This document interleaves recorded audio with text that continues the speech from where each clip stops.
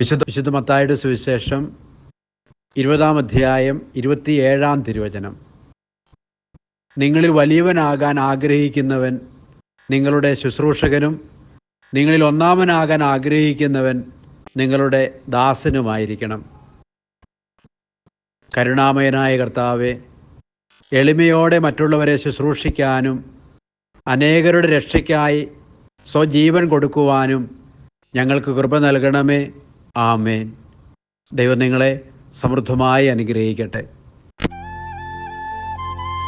നമ്മുടെ കർത്താവ് ഈശോ മിശിഹായുടെ കൃപയും പിതാവായ ദൈവത്തിൻ്റെ സ്നേഹവും പരിശുദ്ധാത്മാവിൻ്റെ സഹവാസവും നാം എല്ലാവരോടും കൂടി ഉണ്ടായിരിക്കട്ടെ, ഇപ്പോഴും എപ്പോഴും എന്നേക്കും.